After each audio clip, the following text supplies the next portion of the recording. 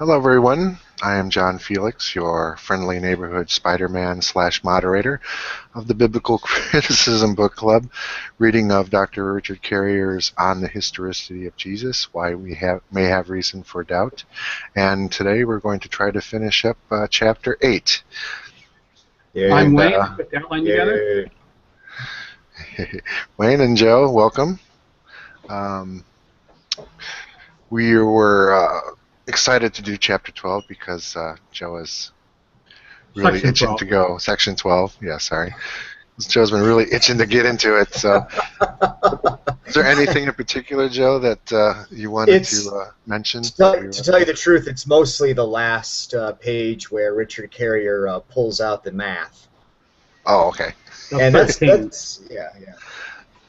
I haven't heard that expression for a long time. Someone pulls out the math. Yeah. I admit, since we skipped last week's Hangout, and I think we might have skipped one before that, it's been 2 or 3 weeks since I've read this section. Yeah, we better probably go. Me too. Okay, I got my book fired up. So section 11 is called Missing Evidence, Contra Myth.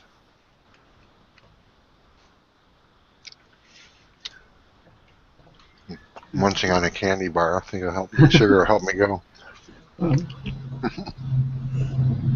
We're just a bunch of comics here. We're punchy.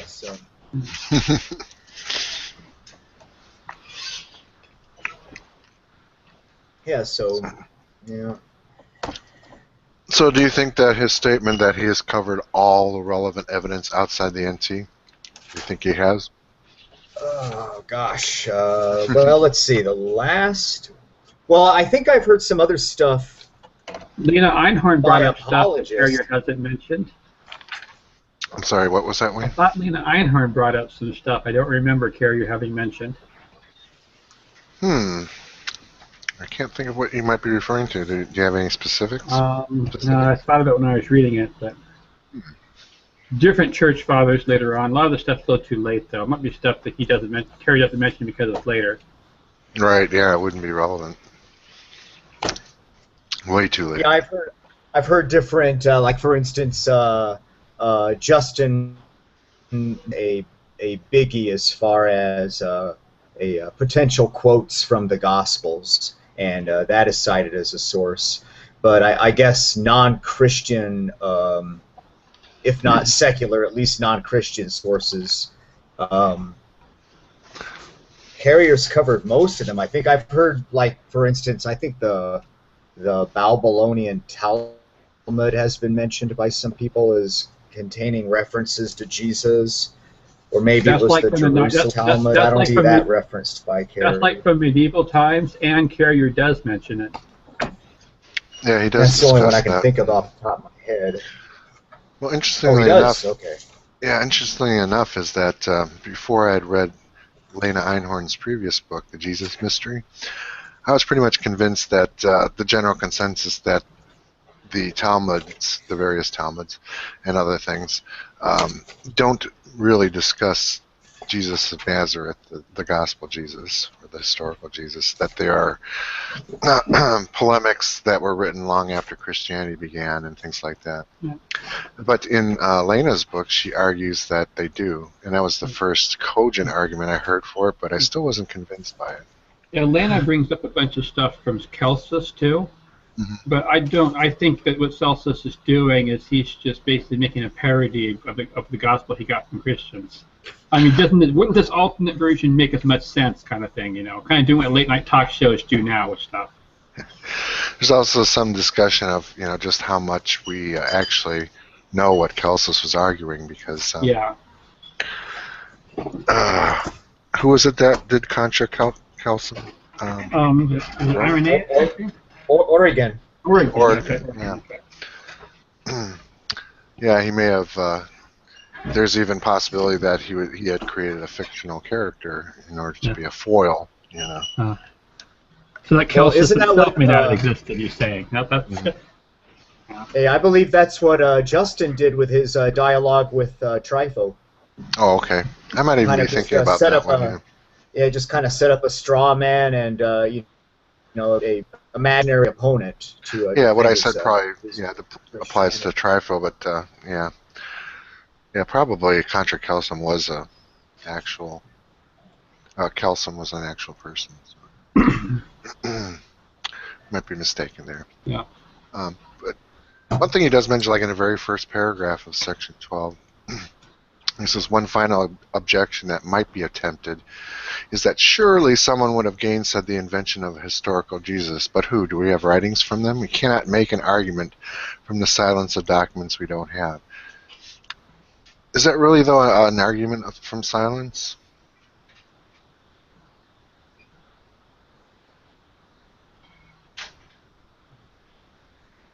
I'm not so sure if that's the right characterization for it. I can understand what he's saying there, but not so sure. I'll be honest, I don't quite understand what he's saying. I've got some big question marks in this section because frankly, I don't understand it. Well, the argument's basically sure that the argument's that if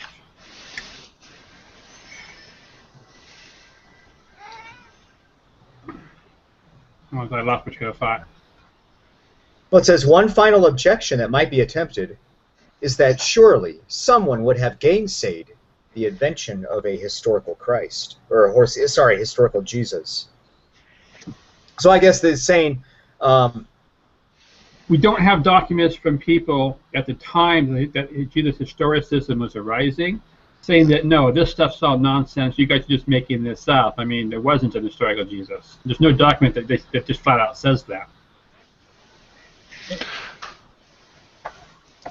Yeah, that's a weird point, but that is an argument. That is an argument from silence, and Carrier's also correct that it's not a proper way to make an argument from silence, because a true argument from silence only works for manuscripts you do have. An author you do have what he doesn't say. It doesn't refer to simply not having arguments on the large. I mean documents on the large. Is that a way of like taking modern kinds of patterns of thinking and trying to apply it to that time? I mean, would anybody have even said it had they knew that was the case? Yeah, maybe not. Yeah, because that just didn't seem like how people were thinking back then. It's like, because they were much more familiar with things like that would actually happen, where people, there would just be cults that pop out of nowhere, and people take them seriously. It's not like they're going to accuse people outright of being fanciful or something like that. Well, maybe they. But Carrier's argument in this section is actually takes the flip side of this. He says, if the Jesus was actually being invented, and there's an expectation that we would have people, gainsaying it, and according to Carrier, we actually do. So the idea that there isn't anybody gainsaying it is really not correct. Carrier gives several examples. They're kind of weak examples, but they're still, indirect, not weak, but indirect. But I think they still work. I think Carrier is correct that people were gainsaying it at that time. Yeah,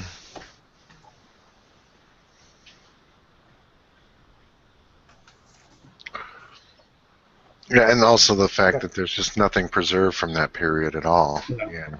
It's like a black hole in Christian history. So we got to look at what we do have. And Carrier thinks that there is evidence in what we do have. That points specifically to people being opposed to the invention of a historical Jesus, at that time. The people opposed to historicization, or however you pronounce that. Yeah.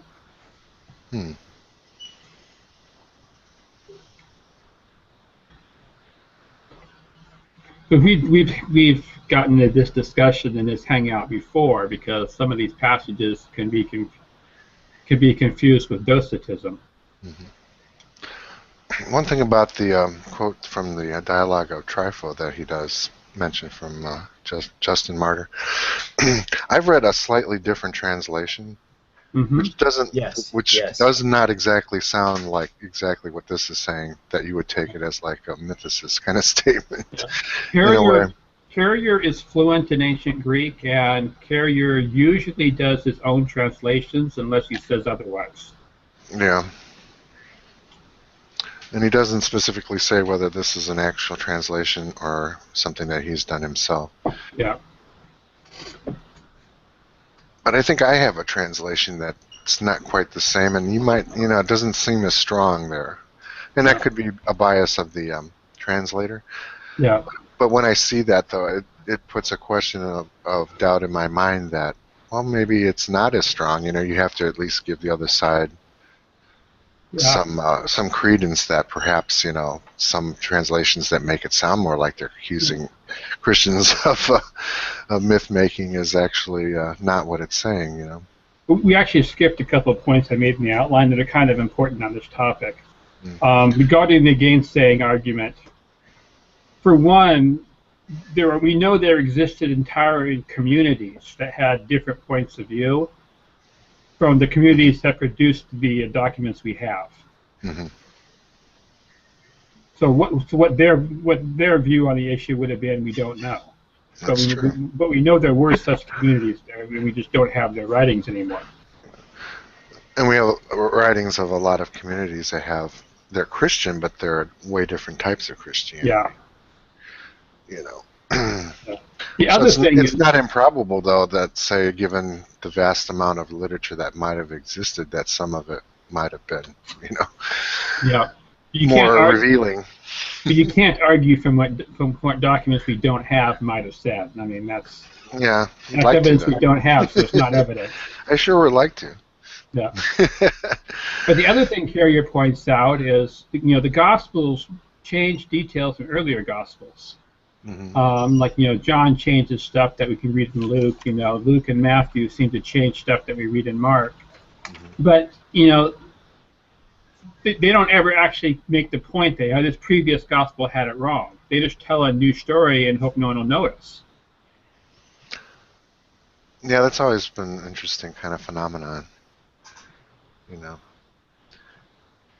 It's almost like each one thought that those other stuff's never gonna be around. It's gonna die out. No one's gonna ever read it, and this will be the definitive gospel. Until the next one. It would be very interesting if somewhere in Matthew it said, no, contrary to what Mark said, this is how it was.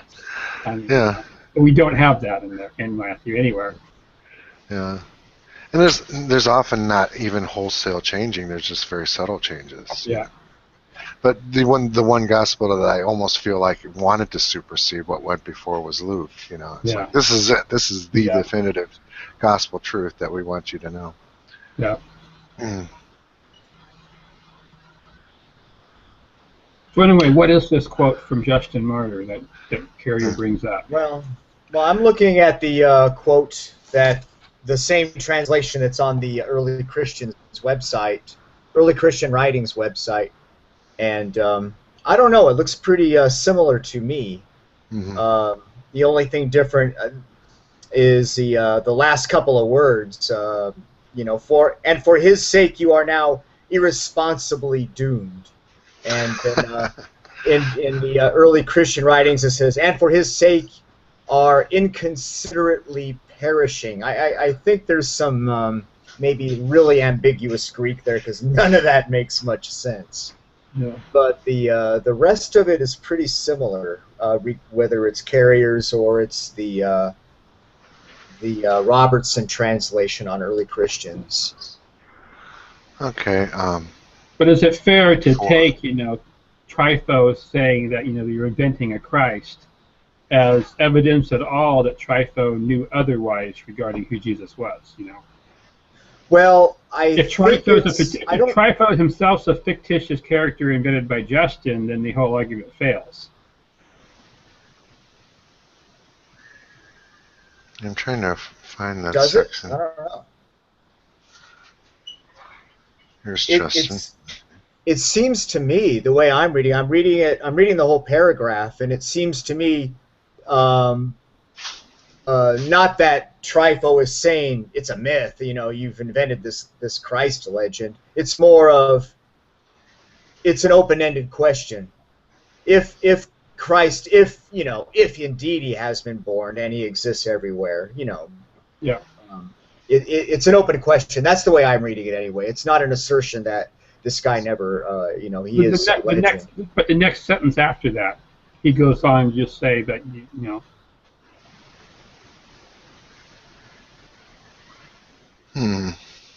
And you, having accepted a groundless report, invent a Christ for yourselves, and for his sake you are inconsiderately perishing. Yeah. And yeah, Justin's reply to that coming up? I guess you're right. That is more of an assertion right there. Yes. Yeah. And what's Justin's reply? Is we have not believed empty fables or stories without any proof, but stories filled with the Spirit of God and bursting with power and flourishing with grace, which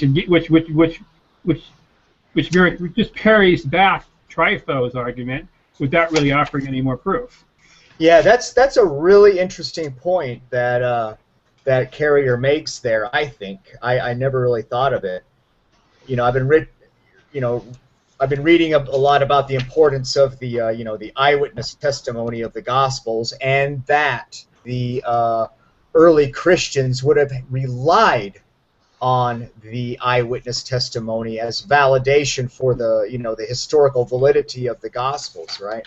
Yeah. But it seems like Justin's reply is based on how how it's based on how the Gospels make one feel, not the evidence for the Gospels. Exactly. I mean, this was his golden opportunity. He could have said, "I'll prove to you that I'm not inconsiderately perishing." Yeah. I knew the apostles, and we're 1-2 generations away from them, and they reported this and they reported that. But yeah, he doesn't do that. He says, "Look, you hosers, I have a burning feeling in my bosom," and that's about where he leaves it. Yeah. Yeah, I think it's important to read the entire chapter 8 all the way through to that quote. Yeah. And I think the context kind of gives it a little bit different spin if you just take that section out and just quote it the way Carrier does, and also a lot of other people have. But reading it in context, it does seem to have a different kind of sense to it, at least. Do you have more of it in front of you? Can you read to us right now, John? Yeah. How do you read it? Yeah, I have. Where's this from? This is from the Ante-Nicene Fathers, Book 1, the Apostolic Fathers, with Justin Martyr and Irenaeus. And it is, let's see who's doing this. Just so we have a good idea. Yeah, it's Alexander Roberts. Yeah, this is the same James version Donaldson. on the early Christian writings. Yeah. So, yeah, but I think if you want me to read the entire chapter, it's not that long. It's a couple paragraphs. You would help us right now. Okay. The chapter 8, Justin, by his colloquy, is kindled with love to Christ. So it begins with a quotation. When he had spoken these and many other things, which there is no time for mentioning at present, he went away, bidding me attend to them, and I have not seen him since. But straightway a flame was kindled in my soul, and a love of the prophets, and of those men who are friends of Christ, possessed me. And whilst revolving his words in my mind, I found this philosophy alone to be safe and profitable. Thus, and for this reason, I am a philosopher. Moreover, I would wish that all, making a resolution similar to my own, do not keep themselves away from the words of the Savior. For they possess a terrible power in themselves and are sufficient to inspire those who turn aside from the path of rectitude with awe, while the sweetest rest is afforded those who make a diligent practice of them. If then you have any concern for yourself, and if you are eagerly looking for salvation, and if you believe in God, you may, since you are not indifferent to the matter, become acquainted with the Christ of God, and after being initiated, live a happy life. Unquote. When I had said this, my beloved friends, those who were with Trypho laughed, but he, smiling, says, quote, I approve of your other remarks and admire the eagerness with which you study divine things, but it were better for you still to abide in the philosophy of Plato, or of some other man, cultivated endurance, self-control, and moderation, rather than be deceived by false words and follow the opinions of men of no reputation. For if you remain in that mode of philosophy and live blamelessly, a hope of a better destiny were left to you. But when you have forsaken God and repose confidence in man, what safety still awaits you? If then you are willing to listen to me, for I have already considered you a friend. First be circumcised, then observe what ordinances have been enacted with respect to the Sabbath and the feasts and the new moons of God, and in a word do all things which have been written in the law, and then perhaps you shall obtain mercy from God. But Christ, if he had indeed been born and exists anywhere, is unknown and does not even know himself, and has no power until Elias come to anoint him, and make him manifest to all. And you, having accepted a groundless report, invent a Christ for yourselves, and for his sake are inconsiderately perishing. To me, it sounds like he's drawing a distinction between two messiahs. A Jewish Messiah who, has not yet appeared because Elias has not come to anoint him. So instead, you kind of just substitute your own version of the Messiah. It doesn't sound like he's saying that there's no historical Jesus. It's just that your take on the Messiah is a specifically Christian, non-Jewish perception of it. That was what I had thought when I had read it.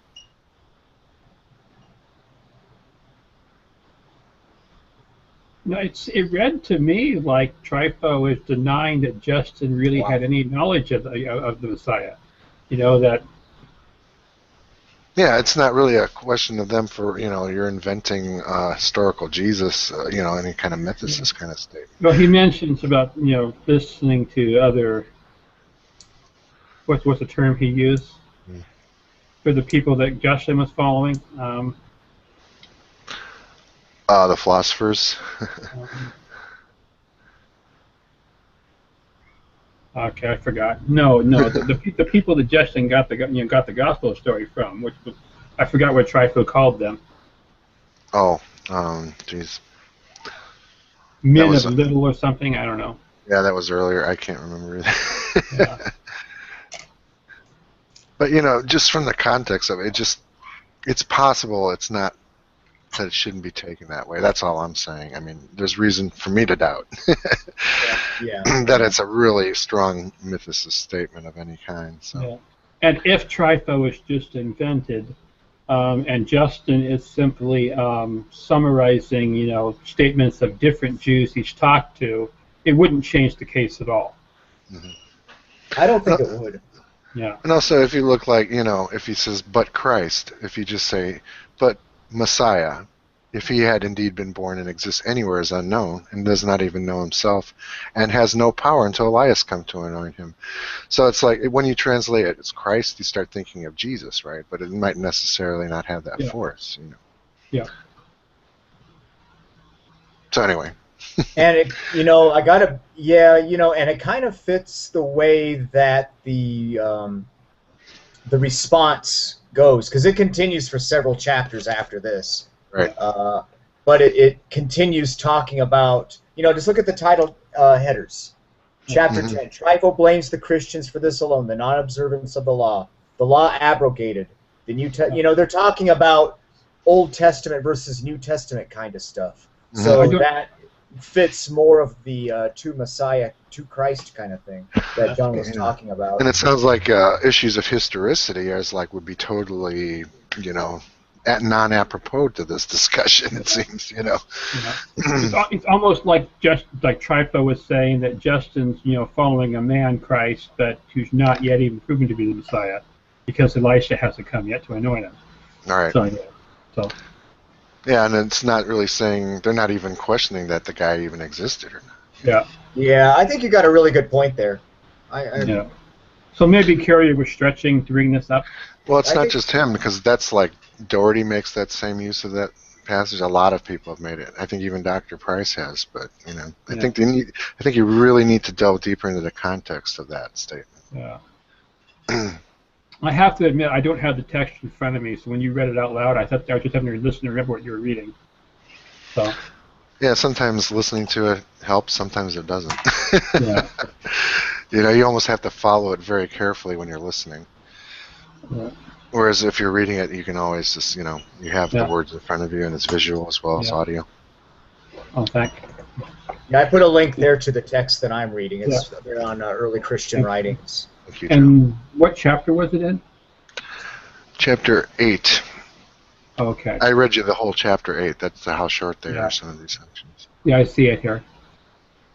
Okay. I'll go back and revisit that later. We should probably move on now. Yeah. But this looks very much like the response given to fellow Christians of some opposing sect in 2 Peter 1. Is that chapter 1 and chapter 2? Oh, geez. Second Peter. Or did I Yeah, type it wrong? Second Peter chapters 1 through 2. Yeah, he's saying the entire first two paragraphs of 2 Peter. At least that's how it came up in my automatic linking. Okay. So I don't want to read all that. Well, now Second Peter, isn't Second Peter the one where I know it's forgery, but at least a claim is made that, hey, I was there. It's not the response where I feel it in my heart or anything like that. It's more of a historicist type of response. I was there. You can trust my word for it that there was a historical guy. I was there. That's in Second Peter, isn't it? I believe it is. I don't know that it's something like for I was there, I didn't follow cleverly devised fables or anything like that. Yep, because he says, here's the NSRV, it's 116. 116, okay, thank you. Yeah. For we did not follow cleverly devised myths when we made known to you the power and coming of our Lord Jesus Christ, but we had been eyewitnesses of his majesty. Yeah.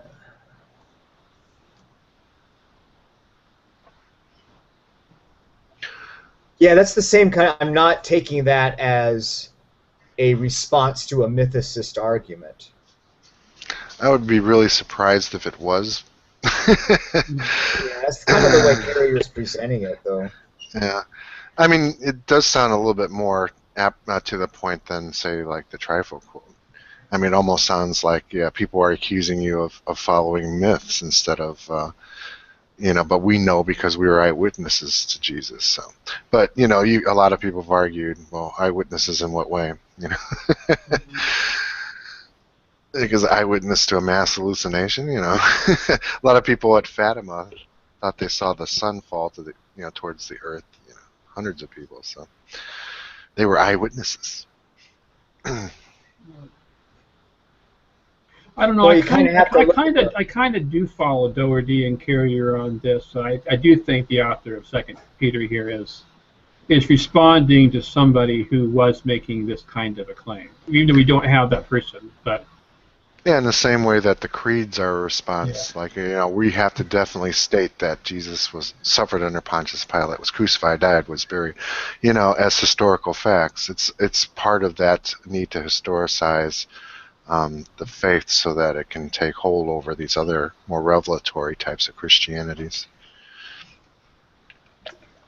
Yeah, I don't see it that. So is it a response against Gnosticism? I mean, the Gnostic myths, some of them are pretty grandiose, but we have, eyewitness testimony. It's almost like saying we have apostolic authority, even if it's making the claim very exaggeratedly, saying we are eyewitnesses. It's just not very much one step away from it being just a veiled kind of, we have apostolic authority, these Gnostics don't. No, they can't see you. No. I got the camera turned off. Oops.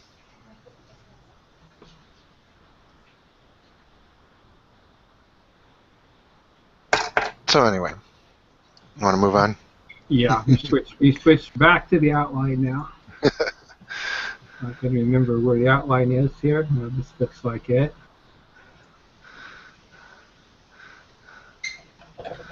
No, I'm glad I've heard this discussion though, because I'm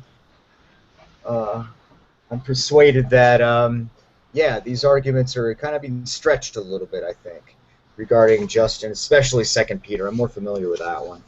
No. Yeah, I wouldn't say that one's as stretched as the other one was, but there's still some room for doubt exactly what they're talking about. Yeah.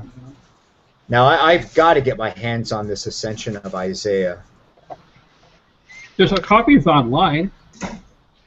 Yeah, there are versions of it, but they're they're not the latest versions because there's been a lot of textual critical work done, and I don't think it's in English yet. Or if it is, it might be so darn expensive. But a version as good as what Carrier and Doherty are using is online. Oh, okay. Okay. I thought I checked. Okay. I'll have to look at that. Yeah, because my version in Logos is missing some parts, I think. Some of the earlier parts. I think it just went straight to the parts that were, kind of like the Christian parts, and skipped some of the Jewish parts, which are also interesting too. I would like to have those things. So. Let me finish my next 2 points in the outline for this section. Okay. The converse argument prevails, according to Carrier. Such famous events would have been broadly attested, yet they are not attested at all. So the historicists must accept that the reports of Jesus' incredible fame and all the incredibly famous things he was uniquely involved with are fabrications. That legendary developments mapped onto what could only have been in actual fact, very obscure, barely known figure who did nothing that won any attention among the elites. Oh, I might have missed something there in the outline. Yes, I thought that connected to the previous point, but better. But anyway, they're doing a job. They're coming for you, Wayne. Yeah. And yeah.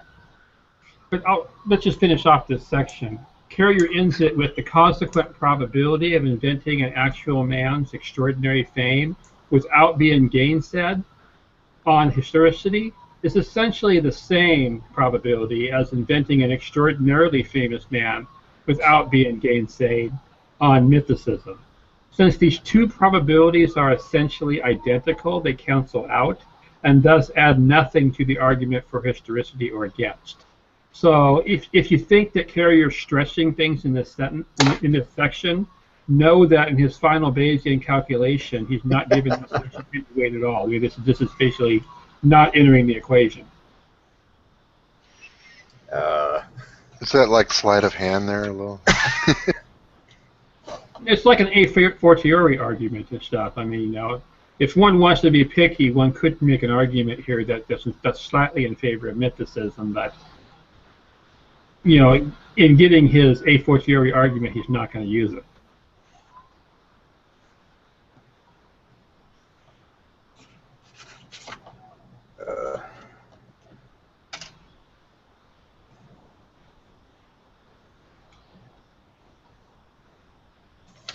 Is there anything else on section 12?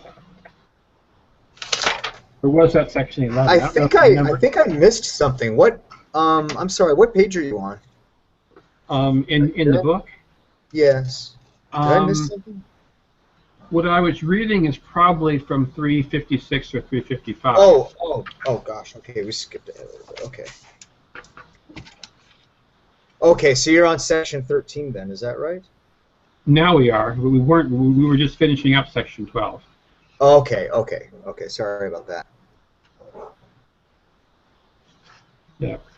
I was basically saying that the argument made in section 12 that there actually were people gainsaying historicity, Carrier's not giving that much weight to, and it's actually his actual calculation. It has zero impact. Yeah, they cancel out, is what he says. Yeah. Yeah, it's like the last paragraph of section 12. So, yeah. So, I have to remind myself how this was done. Now, okay, I've got to mention something about the table on page 357. Yes, I'm looking at it right now. It's confusing because the columns are out of alignment. At the bottom, when it says for total odds of, those two columns are supposed to be in line with the best and worst, but they've been shifted. Got it, yeah.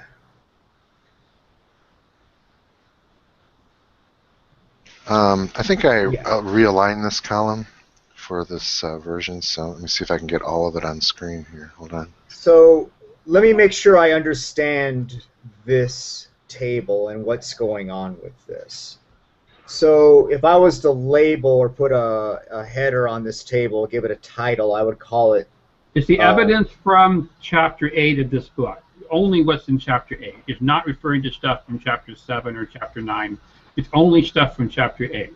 Okay, so stuff. And when he says best, that is what he actually really believes. I mean, that's the a priority argument. That's arguing in favor of his opponent, you know. Okay. And when he says worse, that's what he actually thinks the real odds are. Okay. And these numbers that he's showing, when he says 4/5 for like the twin traditions, Yes. that basically means for every basically like 4 probability units of likelihood that this evidence would be seen under historicity, there's basically 5 units of likelihood that would be seen under mythicism. It's a ratio of odds. It's basically, you know, there's like a 4 to 5 ratio of how likely this is under historicity than how likely this evidence is under mythicism. Right. Okay. So these have been these have been estimated in previous. These are taken from sections. the end of each section earlier. Right. In fact, So in my outline, I put my outline back up. I thought John was going to put something up before he did. Can you see that? Yeah. Okay. Yeah, Okay, I had to is make it really small in order to see the whole table at once. So. Oh, nice. Okay. It's black on the one side, so I'm having a hard time. So this is the odds for historicity based on the evidence presented in Chapter 8. And these are the compiled odds from each section. Yes. Okay. So if you go to the end of the section where he's talking about the twin traditions, he tells you why he thinks, you know, it's at best 4/5 and more likely 1/2. Or not 1/2. I mean 1-to-2 ratio. I mean it's yeah, like 50%. No, it's not percent of. It's a ratio to each other. I mean the odds under one theory versus the odds under another theory compared. So if there was like a 40% chance of it being the case under one theory and a 20% chance of it being the case under the other theory, so unlikely under both, you'd still have a 2-to-1 odds ratio between the theories.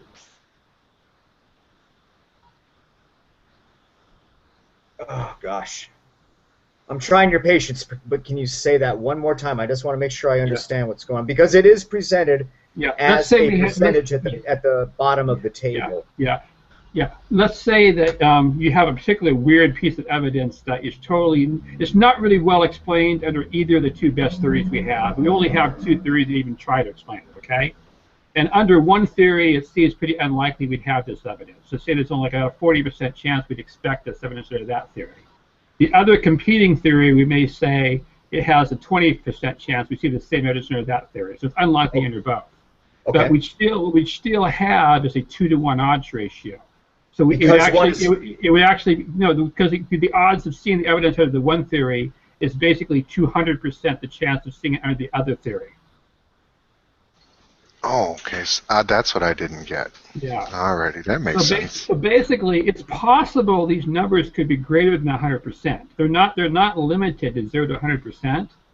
If one of these items was more likely under historicity than under mythicism, it would have an odds ratio greater than 100%, maybe 200% or 150% or whatever.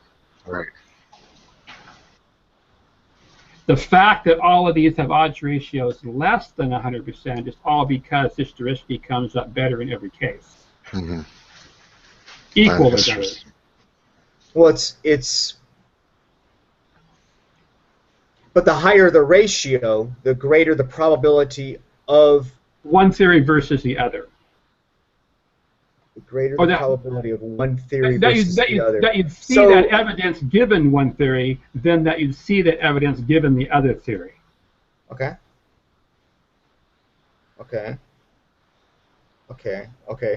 So if the odds favor historicity, then you're going to get a ratio that's greater than 1. Is that correct? Correct.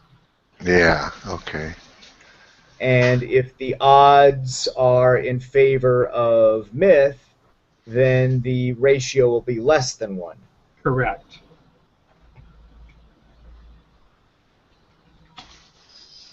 Did you need the table back up at all? So, no, I'm looking at the table in front of me. Okay, sure. Yeah. Okay. So,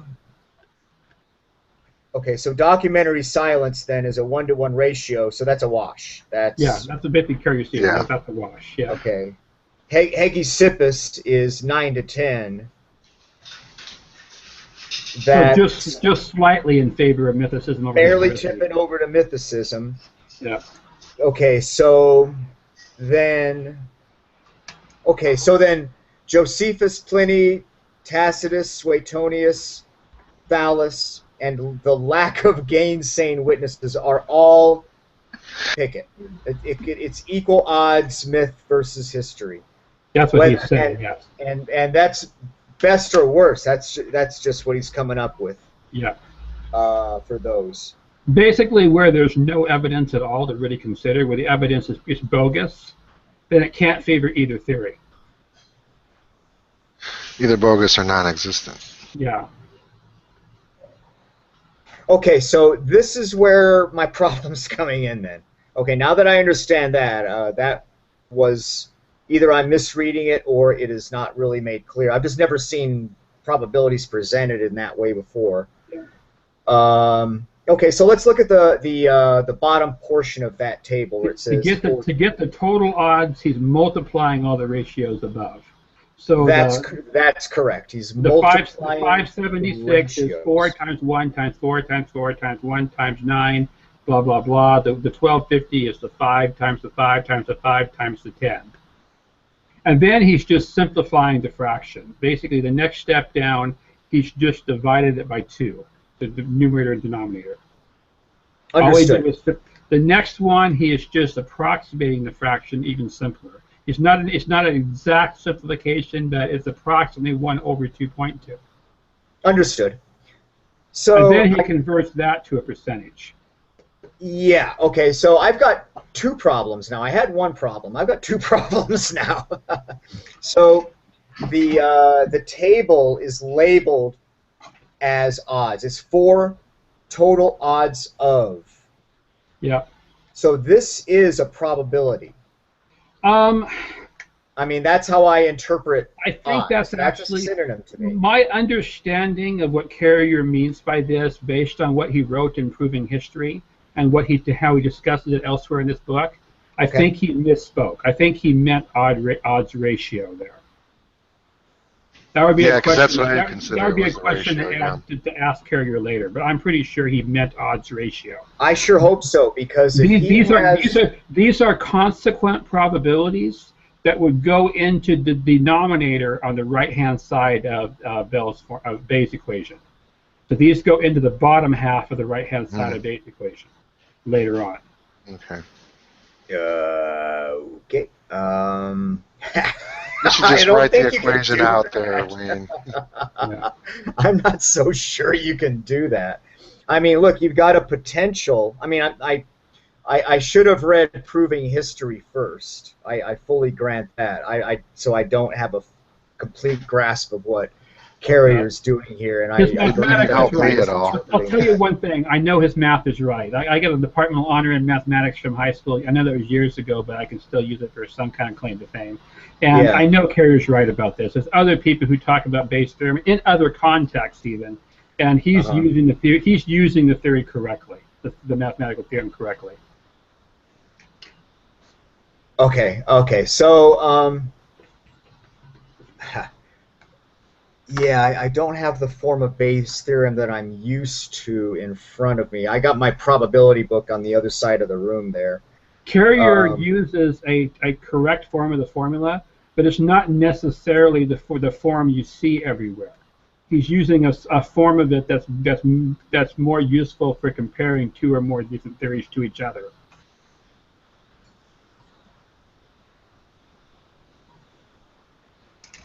Okay, so let me just state my 2 problems really quick. First off, I thought that this was odds for historicity based on the evidence presented in Chapter 8. No, because it is odds ratio. It is odds ratio. Yeah, and it does not account for the prior probability accounted for in an earlier chapter. Prior probability is not used here yet. Okay, so yeah, an odds ratio. I'm not used to dealing with those. So are you? the way I understand probabilities, I don't see how you can multiply it to come to your total. That's To how multiply probabilities these work. ratios. That's how probabilities work. Let's say you have a coin and a die and a six-sided die, okay? Oh, I understand that. What Yes. is the odds that the coin will come up heads at the same time the die comes up a 6? Yes, it's The 1 over odds- 6. I understand. So the odds no, it's 1 in 12 because you have to have the 1/2 chance of the coin coming up heads times the 1 in 6 chance of the die coming up 6. I understand. So the total odds of the whole situation would be 1/12. I understand. That's how you combine probabilities. So if well, I mean, not necessarily. Yeah. It depends on, I mean, so with dice, you're dealing with random variables. Yeah. Yeah, these are considered. Yeah, he's considering all the evidence to be independent here. Yes. And I guess the problem, see, in the dice throwing that you presented, let's say that you, let me make it really simple and say that you're going to flip a coin. Okay.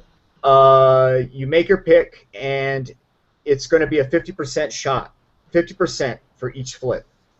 So if you flip that coin 10 times, the probability that you will accurately guess each of the 10 flips, each one, is going to be 1 and 2 to the 10th. 1 and 2 to the 10th power. You multiply 1/2 times 1/2 times 1/2, etc. But that's to get each of the 10 accurate, not just one, all of them. You have to get all 10 correctly guessed. In this case, however, you don't have to get each one of these to be it's like, are you guessing that, for instance, Ignatius, let's say I'm trying to demonstrate the odds for historicity. So in order to have to multiply them together, you're saying that Papias is probable for historicity, and Hegesippus and Josephus, etc. It's for all of them to multiply them together. Well, let me put it. I understand, Joe. The mathematical analysis here gets a little bit deeper, but what you're basically doing is taking evidence for 2 different competing theories, and to get the combined impact of the evidence when you have multiple pieces of evidence, multiplying them like he does is the correct thing to do. I really doubt that. Let me think of another way to express that. Let's suppose that. I think this is a topic for a different hangout. I think we're getting too esoteric in the math for this hangout, to be honest. Okay. Yeah. Phone math sucks. I understand. It's really hard to follow if you're not into it. But what has he done, even like non-mathematically, throughout the entire chapter? He's basically said that all the evidence can be explained by minimal mythicism 100% of the time. But you have to then calculate, well, what about minimal historicity? Exactly in what cases can it explain the evidence? And he has done this calculation to show that, at best, 46% is the best case scenario for historicity on all these different points of evidence, and 10% the worst. So, there's 2 separate equations there. And he's only, and this table really is only showing one of the portions of it. As Wayne said, it's part of the denominator of the other side of the Bayes equation. So. Yeah. And here's the thing: this number you get here, this 46%, there's going to be another probability gotten in the next chapter that's going to be multiplied against this one to get the actual number we're going to use in Bayes' theorem later on. Yeah, I kind of. So we're not even finished multiplying yet. There's more things from later chapters that are also going to be multiplied against this. Yeah, I am really. That's really sketchy to me. So I guess that's my biggest. If you're doing a computer program to look for email spam and stuff, and it has different criteria for what's likely to be spam, it's going to multiply the probabilities the same way Carrier's doing here.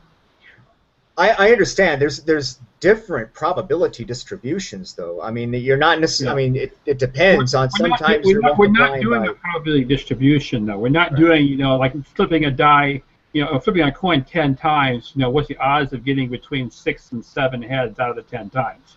That we use a distribution curve to figure out. That's not being involved here. We're just. It's like a game of tug of war here between two theories of their total force against each other, and the combined force is all just you get from multiplying the individual forces here. And not only that, it's a ratio that no matter how you manipulate the numbers, both terms are affected. Yeah.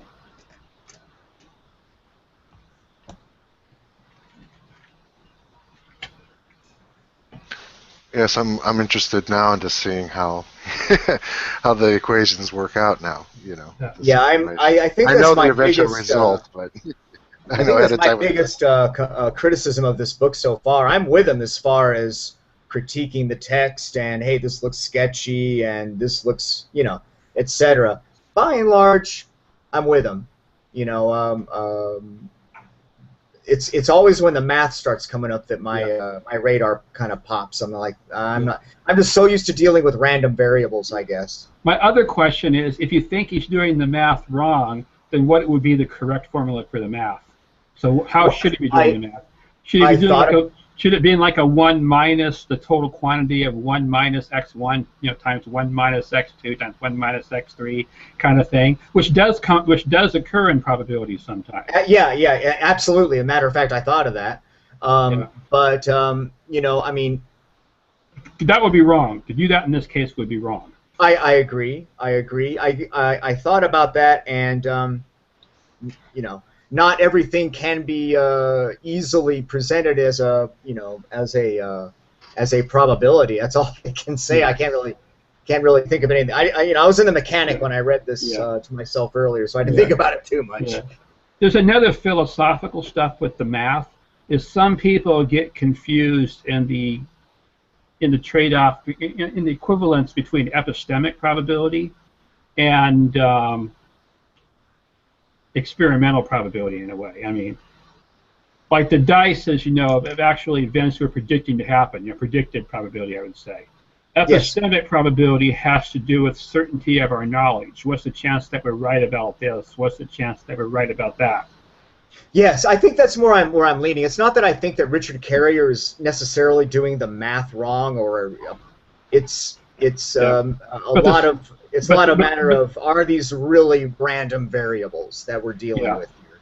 I'm not so sure about that. He's dealing with epistemic probabilities, and he talks about that distinction in proving history. But the math is the same. Math doesn't care whether it's epistemic probabilities or your actual experiments being performed. The math is the same either way. I think I'm going to have to pick that book up. Yeah. Didn't help me any.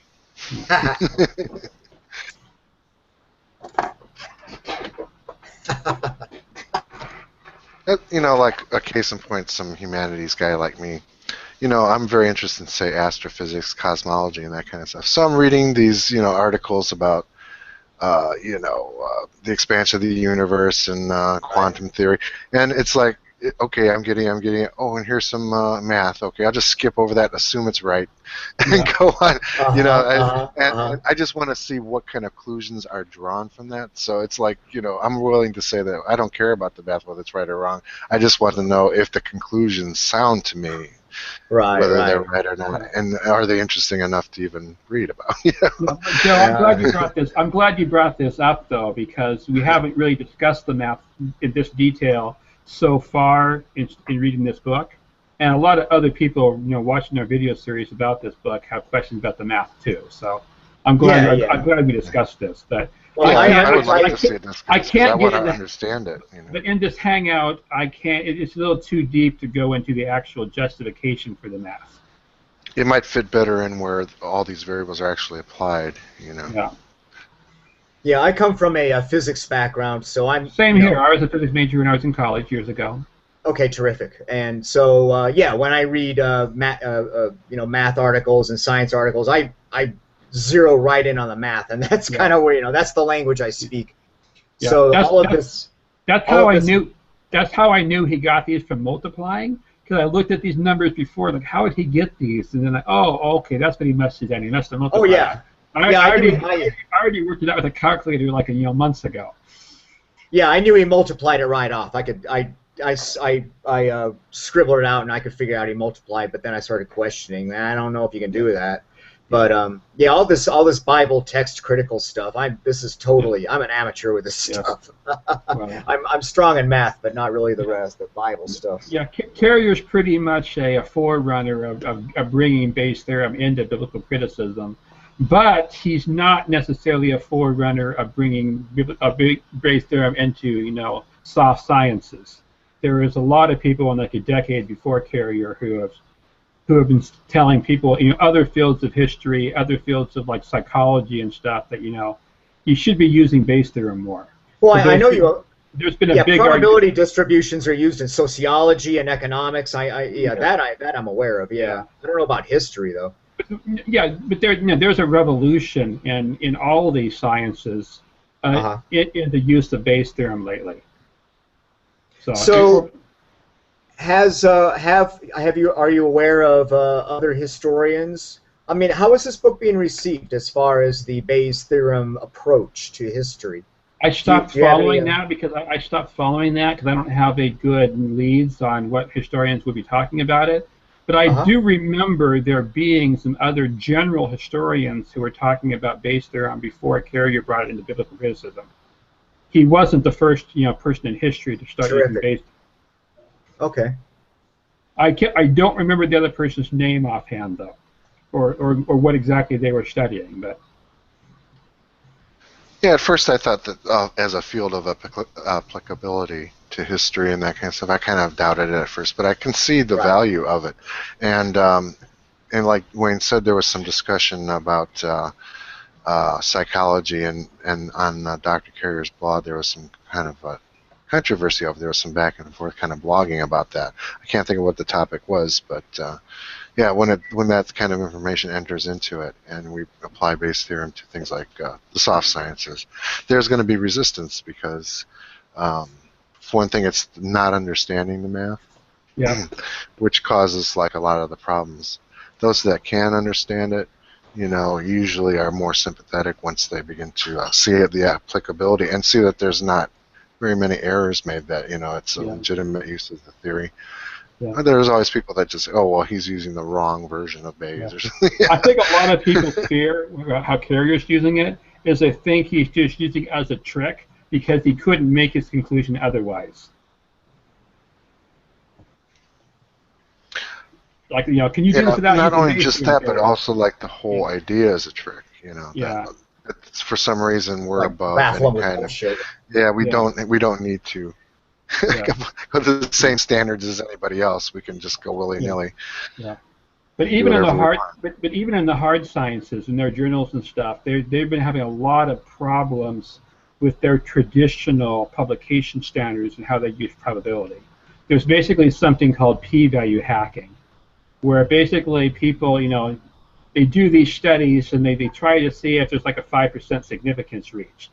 What that basically means is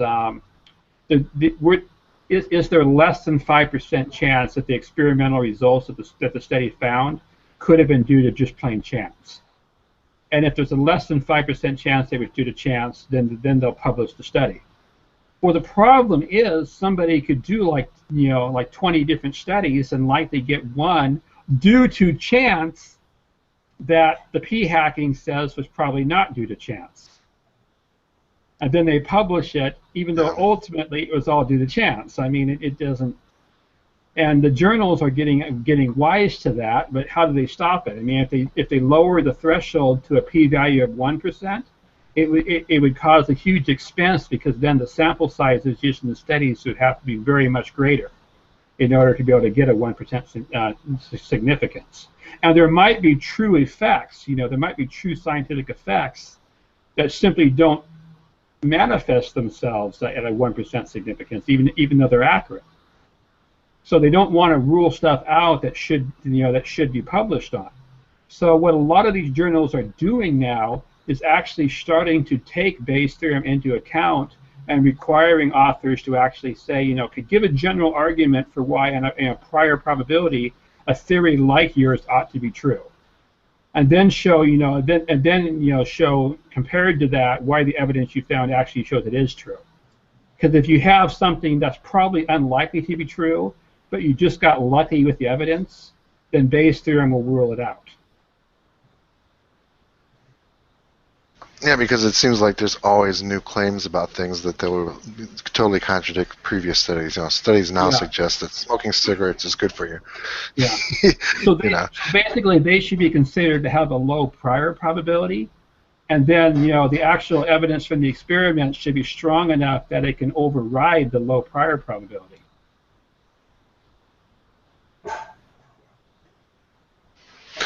Another thing of value is that people who, like me, that would skip over the math are actually starting to pay attention to it. So it does have some sociological effects. Yeah. And I forgot how to pronounce her name, but Julia Galef or something like that. You know who I'm talking about. You shared her videos, her YouTube videos with me before. Oh yeah, okay. Like a Foundation for Reason or something. I don't remember what it is. Something. No, that's not the name of it. But she has some organization for better thinking or something. That was a while ago. Yeah, but she has a lot of interesting videos on how, you know, Bayes' theorem, just knowing how it works, even if you don't actually do the math, but just knowing the logic of it can help people with their everyday thinking. Yeah, that's why I like this book better, is because, okay, the math was improving history, and I had difficulty getting through it, but seeing it logically applied, for the most part, throughout this book is a lot easier for me to comprehend. Right. Opposed to you math guys. Mm-hmm. But watch some of Julia's videos. You can find out. Just search for Julia and Bayes on YouTube, and I'm sure her name will come up. And listen and watch some of her videos on it, because she doesn't require everybody to do the math. You know, she doesn't require you to have a calculator in your hand, you know, throughout your daily life. But yet she shows how knowing how Bayes works helps you make better decisions in daily life.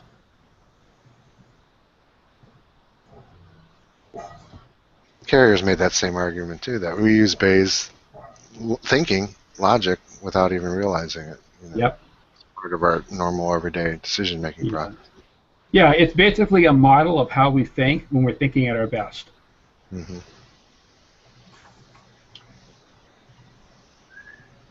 If we ever do. Yeah.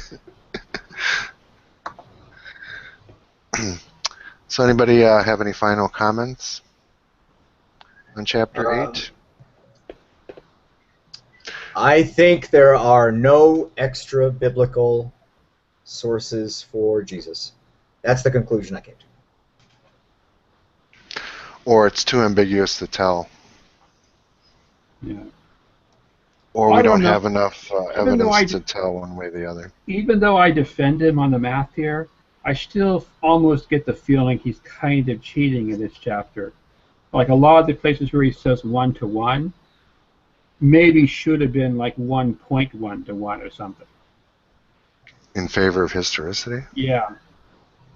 I mean, but I guess the argument is that if the evidence is bogus, it shouldn't enter the equation at all. I mean, bogus evidence shouldn't be influencing us, and that's what he's doing with it. But I think some historicists maybe think he's unfair to discard some of this evidence. You know, maybe it's fake, maybe it's not fake. In the case that it's not fake, how come we're not counting it? Yeah, that's the biggest problem, is that, okay, so they cancel each other out, you know, but that only leaves the ones that are most favorable to your theory, you know. So, you know, because I just think that... So I'll admit, I have a problem with that. So I've been defending Carrier all along, but I mean, I still find that a little fishy.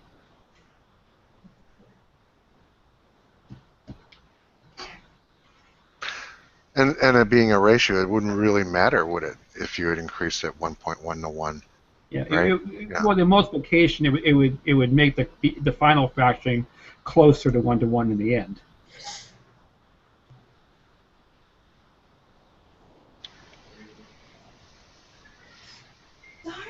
Yeah, maybe to just frame it in a different way, it's like I find the extra biblical evidence for Jesus not as strong as conclusive as a lot of, let's say, academics would like it to be.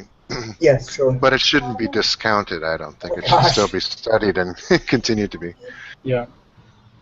Well, it should be studied to see if there's any actual evidence there. I think I'm speaking for Carrier now. But if there's no actual evidence for that there, then it shouldn't be influencing our conclusion. So yes, right, we should search through it as carefully as we can because there might be evidence. But if we don't actually find good evidence, then we can't count it as such. Well, I recently read, like about a week ago, I was reading some Brill publication online. And blast it all, I can't remember the author, but it was a well-known academic.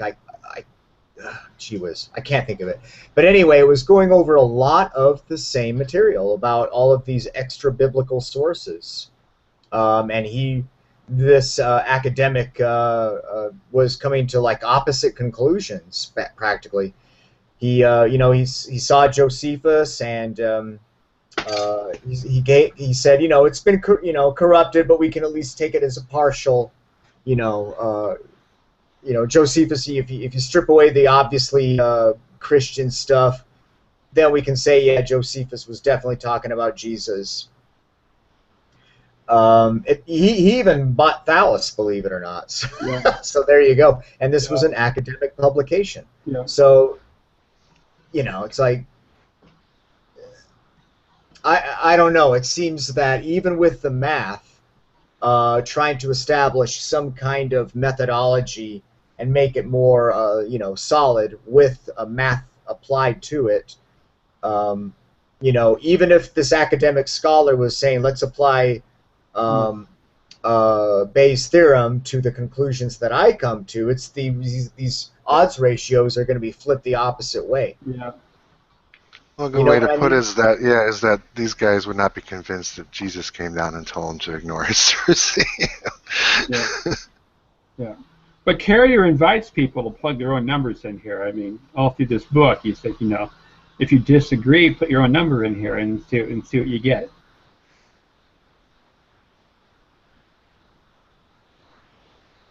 So I'm going to do that from now on, then. Yeah.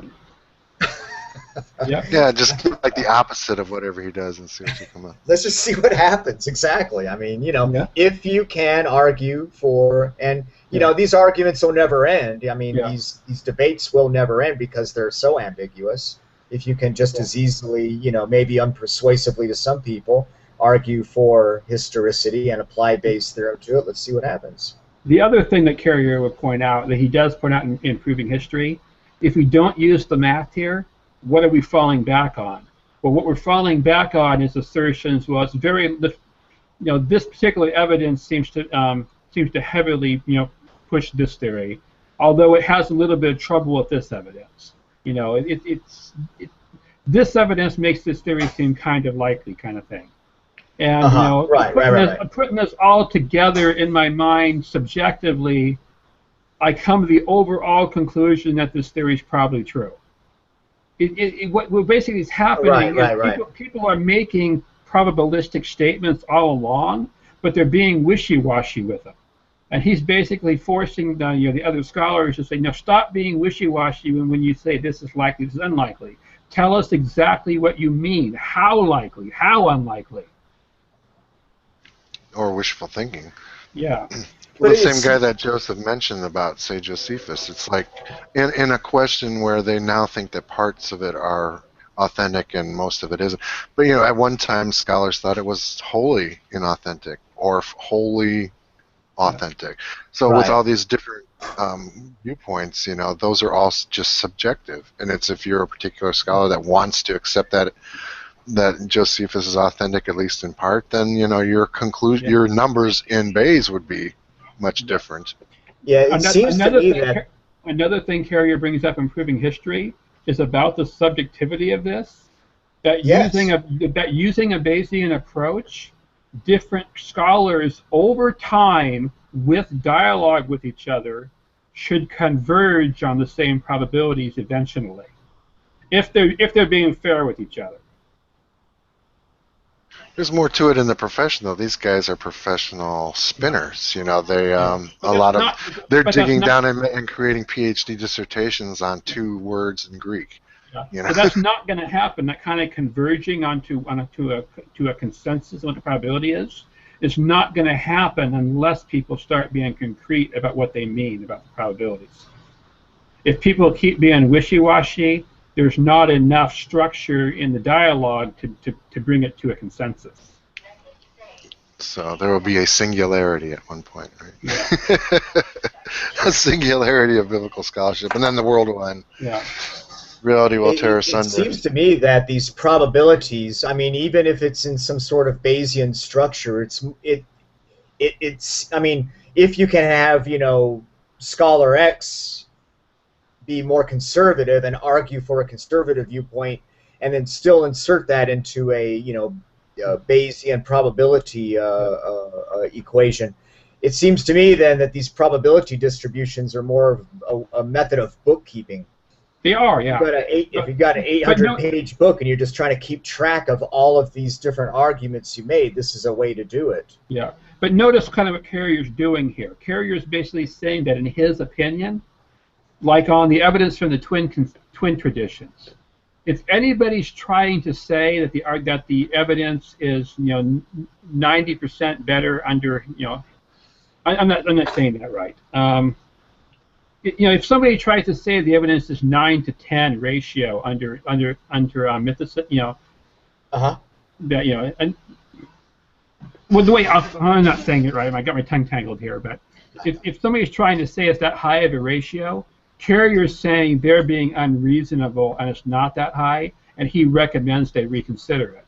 He's saying that if somebody thinks the odds ratio is less than 1 to 2, that they're being unreasonable and should reconsider it. He's saying that if somebody comes up with an odds ratio between these numbers, that's well within the range that he finds reasonable.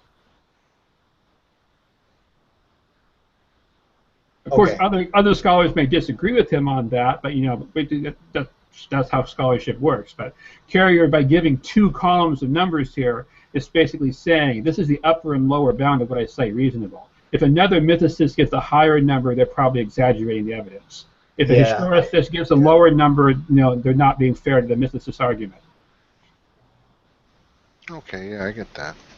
Yeah, that kind of makes sense. I mean, you know, in the lab, you know, we have ways of sifting out, you know, outliers, you know, when something should be more systematic, you know, and I guess that's kind of the same way of doing that, you know, just get rid of the fringe stuff, the outliers. I guess that's what he's thinking about there. Unless you consider the, you know, what you're studying in opposition to it as being outliers. If you want to put all of mythicism as an outlier or a phenomenon, then you're only left with your own position. Well, it depends. I mean, if your outliers are, if it's systematically consistent that, you know, you're getting nothing but outliers, you know, you need to reconsider what you're doing. Yeah, but here's the thing. If you want to really understand this table again, go back and reread this chapter, the last paragraph or 2 of every section. Because the last paragraph or 2 in every section, he's defending these numbers. What I need to do is get Proving History. I need to buy that thing and check it out. That sounds where the foundation is right there. Yeah, but when he gets these numbers in each section of this book, you can kind of see how he's thinking about them. You know, how much of it is subjective, how much is objective in his thinking. He explains how he gets these numbers. Yeah. And as I recall, some of the conclusions of each section, some of us have problems with. Yeah, we did. Okay, folks, so I'm going to have to... Yeah, we should go ahead and redo the table then, based on our Hangouts. The Hangout table. Let's do it. The Bible Geek Hangout consensus. Yeah. Upend Carrier with that. Yeah, this is perfect time to end the Hangout. So. Yeah. Maybe we'll try to do the chapter 9 next time, the evidence from the Book of Acts. Yeah, tentatively next Sunday if we can make it. I didn't think there'd be that much evidence in the Book of Acts. I mean, I'm with like Richard Purvo and others, you know, that Acts is pretty much all fiction, you know, 2nd century fiction that doesn't tell us much about early Christianity. But I was really awestruck in how much Carrier finds to say about it. This is actually a pretty long chapter. Yeah. Yeah, I learned quite a bit I didn't know before. Yeah. And stuff that I still need to kind of backtrack and scrutinize, but Yeah. I got time. It's like anything that you may have made a complete fiction, written a novel or something. That doesn't mean it has nothing to say about the period of history that you're writing about. Oh, yeah, absolutely. Exactly, yeah.